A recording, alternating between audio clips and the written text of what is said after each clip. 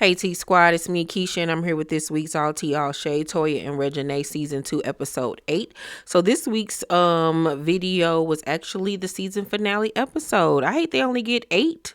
They should at least get about 10 or 12 episodes. Hopefully they get renewed for a season 3 because baby, this season finale, honey, they went out with a bang. Like, look at my notes. Look at all these notes I have. This is going to be a long video because this hit me hard, okay? So this one of them videos that's going to at least probably be about a good 30-40 minutes. I'm already letting y'all know this right off rip. So get you some snacks, get your dinner, your lunch, or whatever time you watching this, your breakfast on the way to your job. Get ready, okay? So we pick up where we left off last week with Beedy and Mel popping up on Toya at her jump rope auditions for her jump rope event that she throws. And she's trying to explain to Toya that she thought that this would be the perfect opportunity for her and Mel to talk after the auditions. But Toya said, I don't have a problem with Mel. I don't have an issue talking with her. Just this is not it. This is not the time nor the place for that. And I agreed. Like, you just don't pop up on somebody and try to make them talk and then announcing it in front of her friends and these strangers. Like, it was just, the timing was wrong. I don't know if production put Beedy up to this. I don't know, but like, she obviously didn't think this through. Okay, so Toya is up and she's talking to Mel and she was like, I talked to Beedy and she knows that I don't have a problem with you and that I said we're gonna talk. So Mel was like, we don't have to talk today though, like understanding like today obviously isn't the day. So Toya was like, yeah, it's not the place. And Beedy was like, it was the way you could have said it though. And so Toya was like, no, I could have said it the way I said it, Beedy. You getting offensive and bucking and doing all this. Like, Beedy's mannerisms and stuff was so off. Like, she was pacing and looking brolic and looking more like a lesbian than ever before. Shoulders all rounded and buff. And she was, just acting like, what's the word that I'm looking for? Like, she was just hyper and her energy was just real jumpy and it was weird. And I was like, did she take a edible or something? Like, what is going on with Beedy? Like, she ain't been this loud and this outspoken ever. I'm like, when she get a voice? Like, when she learned how to speak up and talk above a whisper? Like, what's going on? It was so weird. I felt her weird energy through the TV and I'm looking at her like, what is going on with you? Everybody in the room was looking at her like she was crazy except for Mel. So, Beedy was like, I said when it's done, like, didn't y'all hear me say that? We're just here to support. And once again, she just, like I said, just acting really hyper and acting like she owned something. Like, it was so weird. And then on top of that, she came in there dressing like a Woodstock lesbian from Van Nuys, California with Birkenstocks on and them hippie pants and looking like she make homemade almond milk at home and raise chickens. I'm like, what do you have on? Like, it was given she and Mel was trying to dress alike and she looked a fool. And I'm like, what, girl, I don't have time for this. It was really pissing me off. So Beedy was like, it's okay. Y'all ain't never got to talk. I tried. And it was like, what? She said that this is just not the place. She didn't say it mean. She just said this is not the place. And then you took it and ran with it. And I mean, you took the ball and tried to get a touchdown. Okay. So Toya was like, I'm going to be honest. This person, I don't know. And I was like, we see each other because I don't know who this lady is either. It's the outfit. It got to be the outfit. It's them pants. It's them wide leg hammer pants. So Beedy was like, and I don't know this person, sis. We just talking about the conversation that they had where they were discussing, what their issues was and how Beedy was saying that she want her and Mel to talk. And so Mel jumps in, was like, to Toya, she was like, you just sat there getting defensive. And Toya was like, I got defensive because when I talked to her about our stuff, I can't get through to her. I talked about how we live together and she don't talk to me in my house, as if bringing you in is going to change the fact how I feel with her. Like, once again, me and her need to handle our scandal. Then we can get to you. Like, what about this aren't you two, Beavis and Butthead, not getting? Okay? So Beedy was like, I just gotta get talked to any kind of way and don't say nothing. And he was like, who talked to you any kind of way? What is going on? So Toy was like, you're the problem. And I'm like, I agree, 1,000%. 1,000%. Mel is the problem too, but Beedy is the problem as well.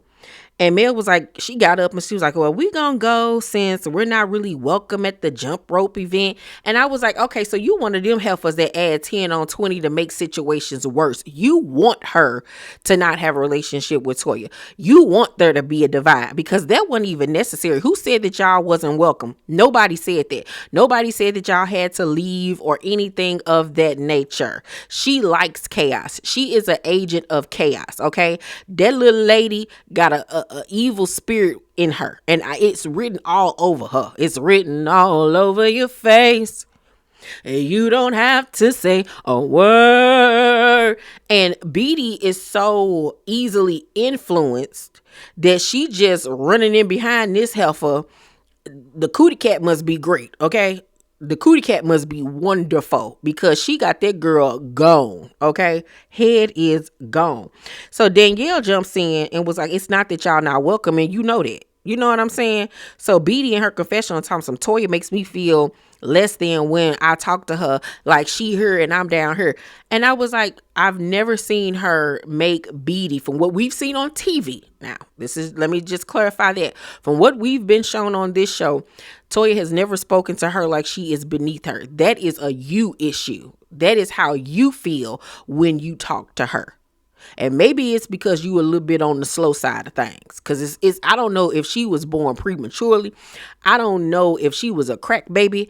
I don't know what's going on with Beedy. But Beedy is a little slow to the draw. Okay? And I think that plays upon her own insecurities and things that she's heard her other siblings say about Toya. And she jumping on that bandwagon. Because she genuinely is constantly trying to be closer to you and have a relationship with you. So I don't get how she treats you like you're beneath her. From what I've seen, what we've seen is that she's only tried to help you and get the best out of you, you know? So Toya was like, we got to work on us first.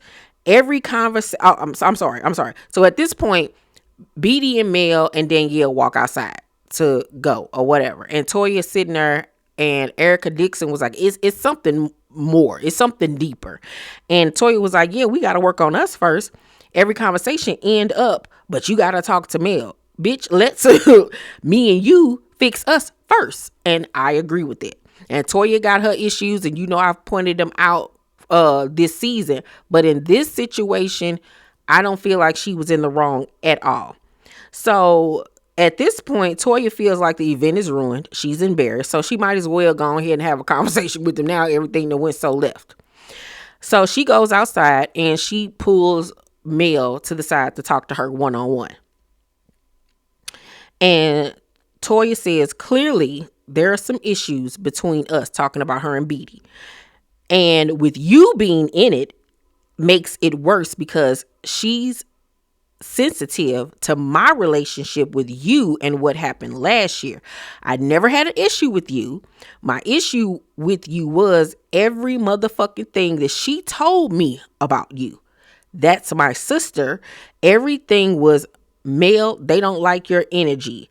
Mel, they don't like this, that, and the third. And she was like, I'm like, Mel don't even know me not to like me, right? So basically what Toya was saying was that it's obvious that Beedy was running back telling Mel, my sister and them don't like this about you. They don't like that about you. And then that in turn made her not like them. And Toya not knowing, she running back telling her they don't like this about you, they don't like that. And so when she coming around and she got an attitude, she trying to figure out like what this little girl got an attitude with me for. And it's because Beedy running back telling both of them stuff about the other. You know what I'm saying? And playing that middleman. You know what I'm saying? So the energy Toya was giving off in that moment was trying to get her to understand, like, we ain't got no issue. I need for you to understand that my sister and me have our own issues outside of you that we need to deal with, and that she has been a part of the chaos of what's going on between us, you know. So Mel was like, you know, I don't. At the end of the day, everything that I have said comes from me looking in and what I've seen and been around. And her response, even though that was her truth, I felt like it was being defensive and taking the conversation left, because that's not what Toya was trying to bring. So Toya was like, but you took that in and felt that way about me without talking to me. And Mel was like, but Toya, when I'm around you, I show up humble. I don't give a fuck how I really feel about you. Now, wait a minute.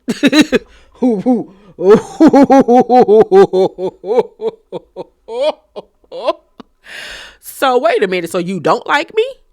Because Toya has just sat up here and told you 50 million times, I don't have nothing against you.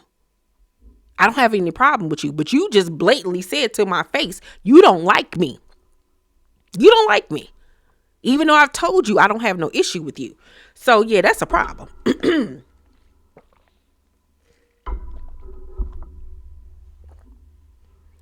So Toya was like, so you showing up to my mama thing was humble? You didn't speak to me, so that was humble? You don't talk to me. And Mel was like, I don't, because you give off a high energy like you above everybody else. Once again, here go that above somebody else. So it was obvious to me at that point that Beedy got that shit from Mel. Beedy got that shit from Mel. She got that mess from Casey probably. She running off what everybody else has said about her. Right? So I'm like, okay, so now you repeating what this girl say. Okay, Beedy. So Toya was like, I feel like when you walked into my mama party, that's the energy you gave. So Mel was like, that's the energy you already had instead of being a grown lady and talking to me and taking me to the side. And so Danielle see that it's going left. So she step in and is like, you know, this, like, y'all, we gotta chill. Like this gotta stop or whatever. And based off that, Mel wants to keep this shit going. She likes it. She likes having Beedy underneath her, having Beedy under her influence, and having Beedy's ear and her brain, obviously, because the energy that she was giving Toya wasn't even the energy that Toya was giving her. Like, Toya was genuinely, to me, trying to have a conversation with her. She likes this mess. She does. Even though she's telling me I ain't come here for all that. Girl, you in them hammer pants can get out of my face. Okay?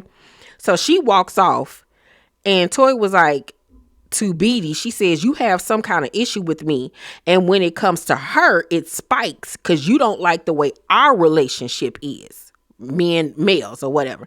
And Beedy telling me it don't have nothing to do with her. It obviously does. Every time she tries to talk to you about, hey, why don't you talk to me? Why do you keep things from me? You can never give her an answer. Your answer always is, you know, it's good, sis. You know, I just need for you to talk to Mel. Girl, everything's about talk to Mel, talk to Mel, talk to Mel. Who the fuck is Mel? God damn it. Like, who the fuck is she? You know what I'm saying? So you're lying. You're lying. Like, Beedy, I don't even think Beedy know what the problem is. Like, oh my God. So Beedy talking about it's how you came off. I'm not coming here on that type of time, but it went that way with how your delivery was. You didn't have to do that, sis, but that's how you wanted to come off. And that's my feelings. Yelling and shit. And so Toya looked at her like, girl, who the fuck? Toya said, you just fucking doing too much now at this point. Like, you acting for the cameras. Then it got weird. It got so weird. Beedy says, I don't want this here. I don't want this right here. I don't got to deal with it no more. And starts running. Running down the parking lot. Like, she was just like, no, I don't want it anymore. Like, somebody come get. It was so cringy, so weird. I'm like, is Mel in a car or something? Mel ain't even in the car. She done ran past Mel. I'm like, where's she going? Run, Forrest, run. What's going on? Like, yo, she was tweaking. She was tweaking.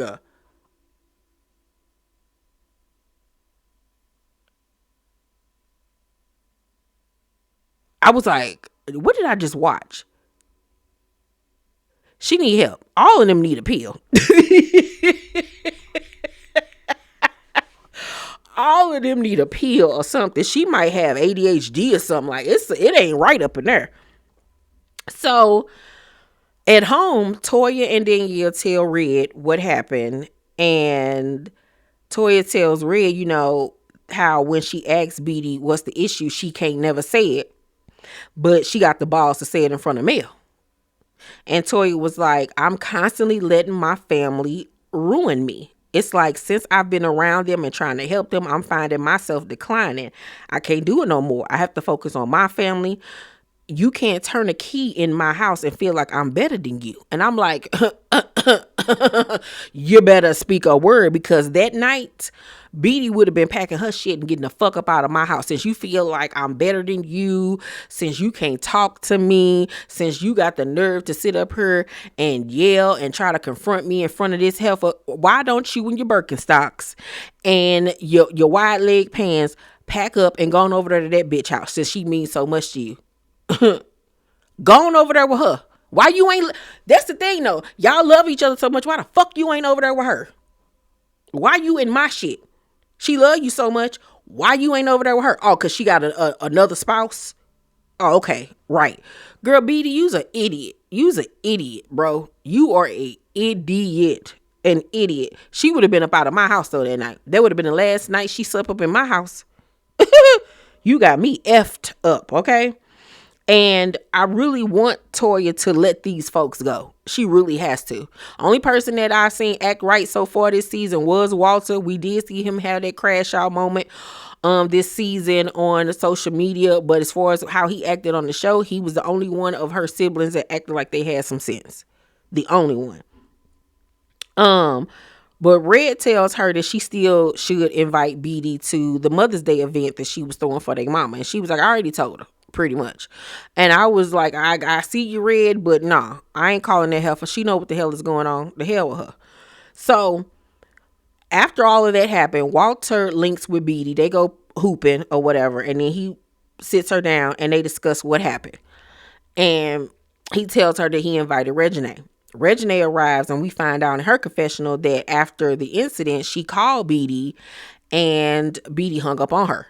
So as soon as she sit down, Reginae confronts her about hanging up, and Beedy was like, you was real worked up, and I just felt like, it'd be better if we talk once things calm down. So obviously it was given. Reginae called her on 10, asking her like what the fuck happened, and they probably was arguing, and she was just like, fuck that, let me hang up or whatever. So Reginae was like, question, do you like my mama?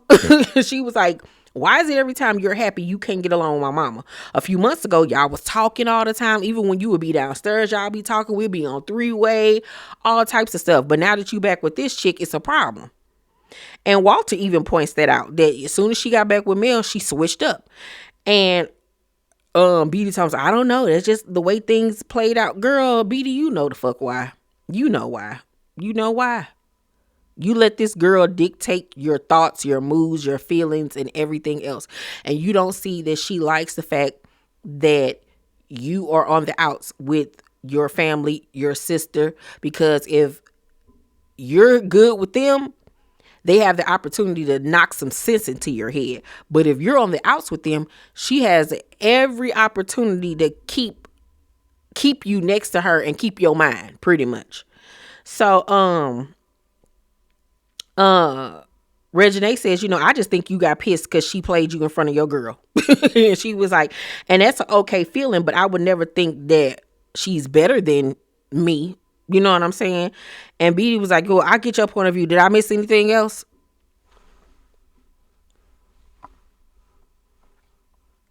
Oh, bitch, you would never have to worry about me. You would never have to worry about me with your little smart ass. I would have been like, nope, sure don't. All points we're making. You ain't never got to worry about me. Girl, the hell with Beedy too.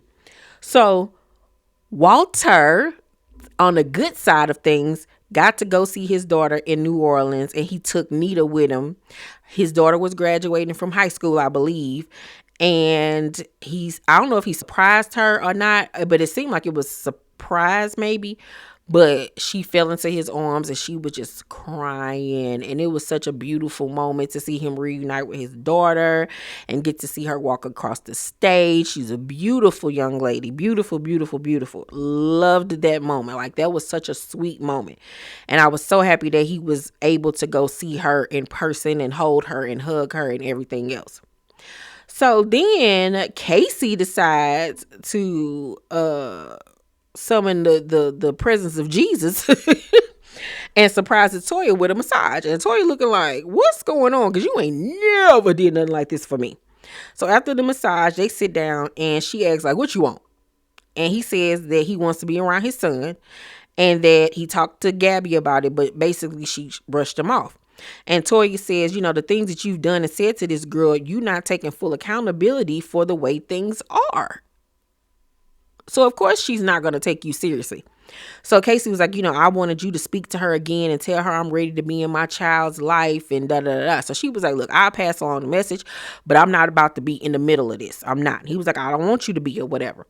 So she does him that solid. So I don't know how many days pass, but before Casey can even sit down and have a one-on-one conversation with the girl, he over there to the house and they get into it real bad. So we see Toya standing in her front doorway saying, you's a bitch. And he was like, you a bitch. They trying to, the production's trying to keep them separated and stuff. And it's just a mess.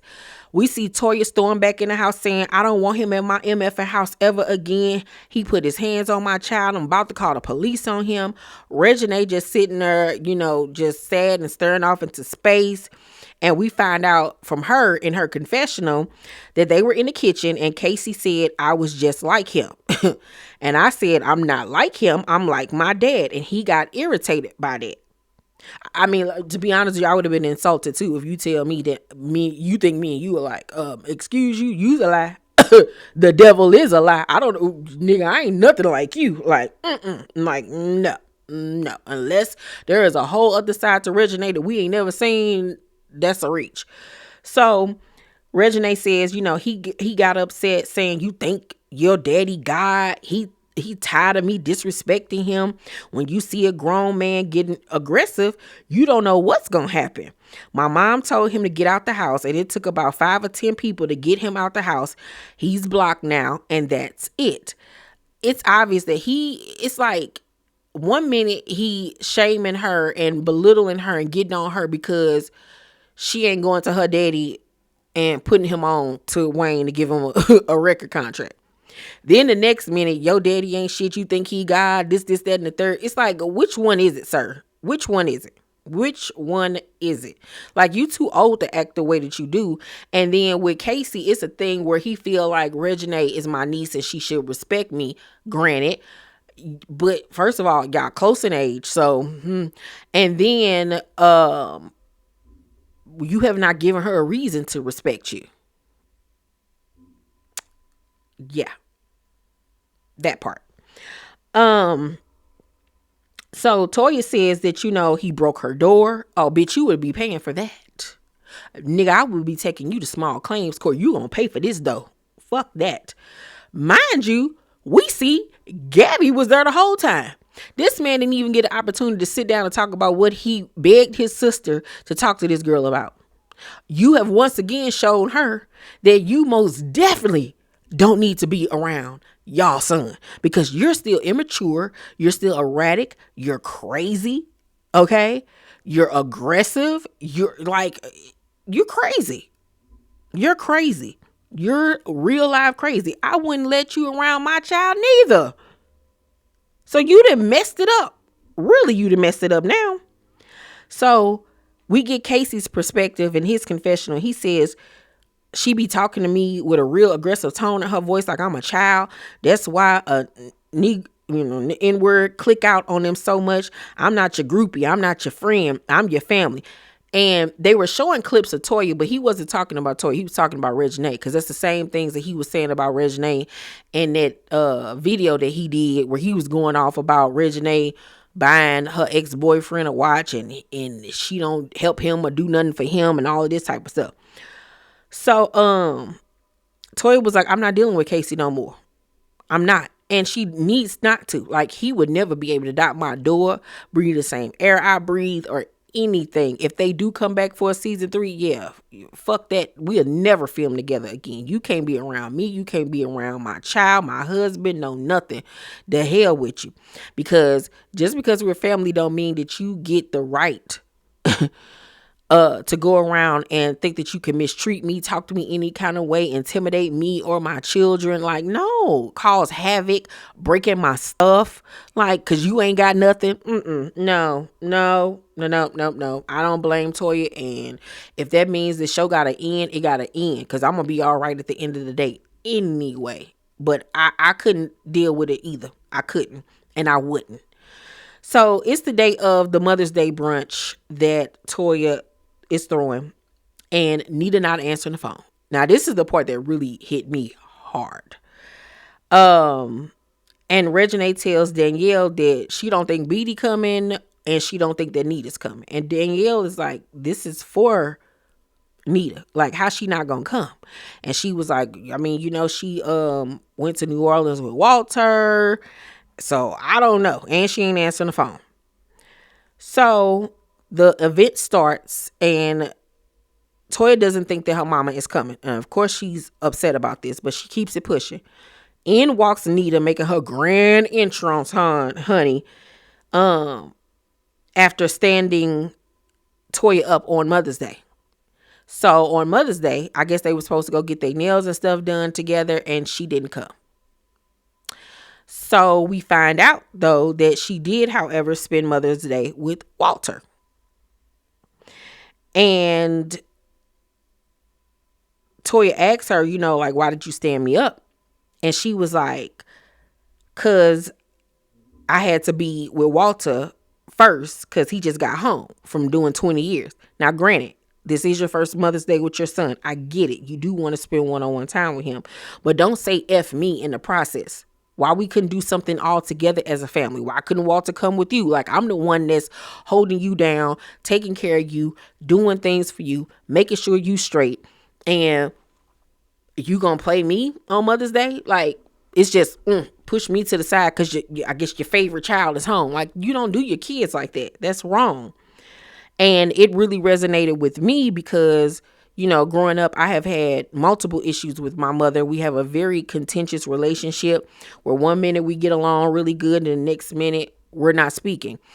And you all know my mother has been diagnosed with dementia. I retired my mother several years ago, right before, her dementia got to the place that it is now, before she got diagnosed and everything, and like, I take care of my mother's bills. I grocery shop for her. I make sure that she's straight.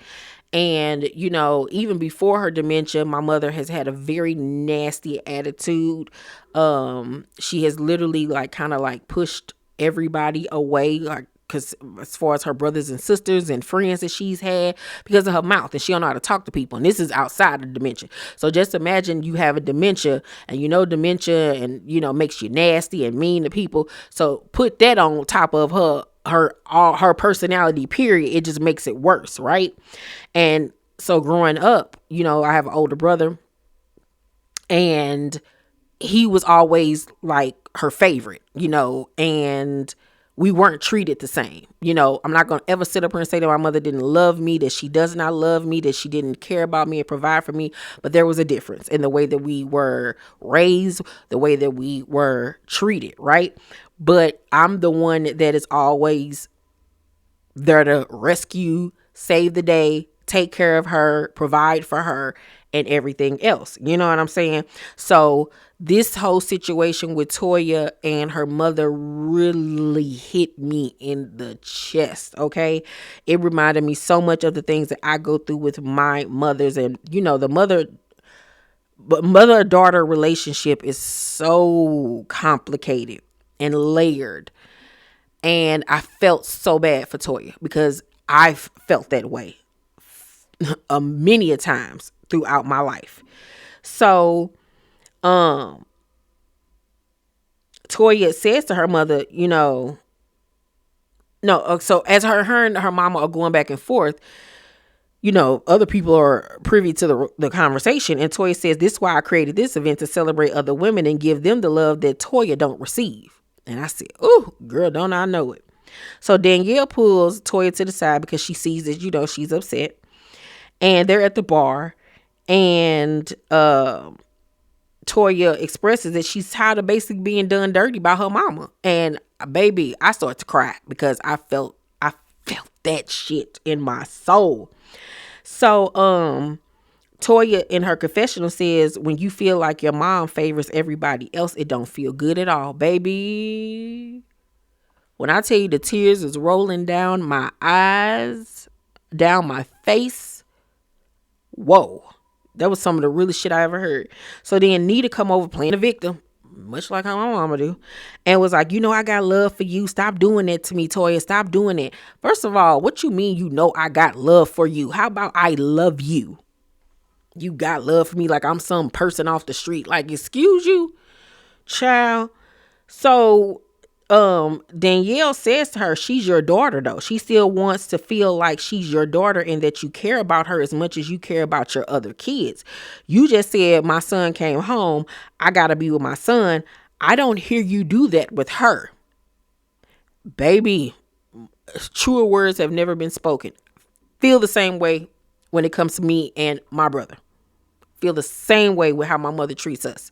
The same way. I can fly to the moon. I can be a best-selling author. I can be a YouTube content creator, traveling the world, making great money, beautiful home, all of these accomplishments, and none of it really matters. Yeah. So I 1000% got that. So Toya says to her mother, this was for you.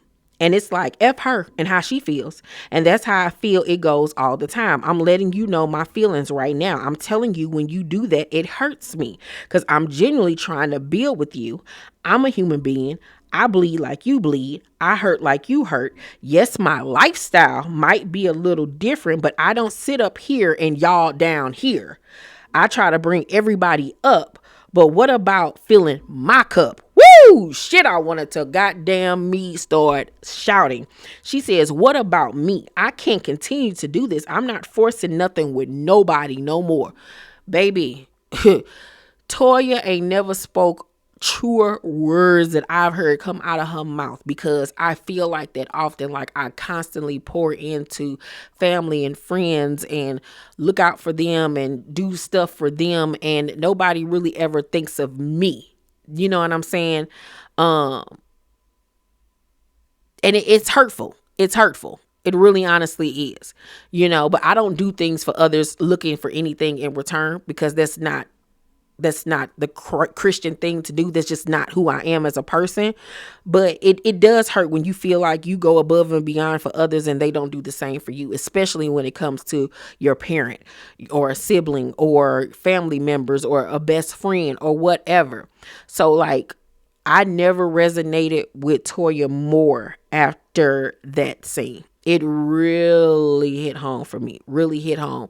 And Anita says, I love you and I don't never try to hurt you. And it's like, you could tell Toya took in her words, but she didn't believe them. And I've been there because, my mom will apologize and cry and all of that stuff.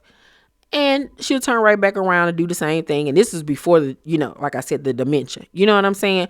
So it's really hard. It's tough, because especially when you're all your parent has. And so you just can't be like, and let them flounder, you know what I'm saying? And that's like the position that I'm often finding myself in with her having dementia, with me being her power of attorney, being her caregiver, being her daughter. I'm not going to ever let my mama suffer, no matter how she acts or treats me or whatever the case may be. But it's still hard to put up with that type of behavior, especially when I'm in a predicament where I have to be there for her. You know what I'm saying?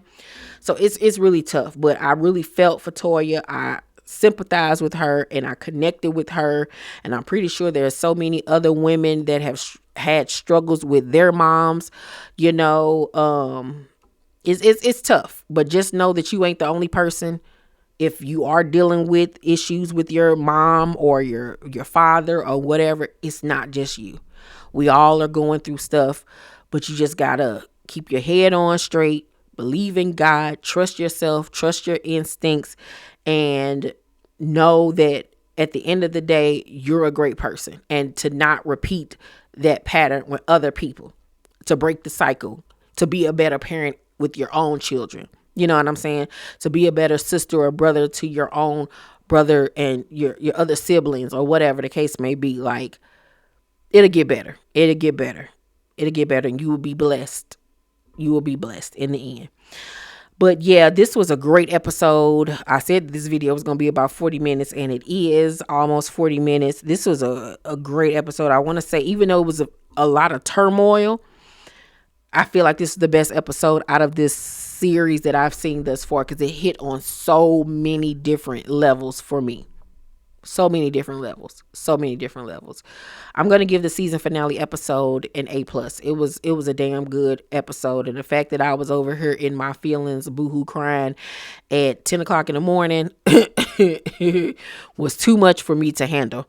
Y'all let me know what y'all thought about the season finale episode of Toya and Reginae. I really do hope that they get a season 3. I really honestly do. And more episodes. Yeah.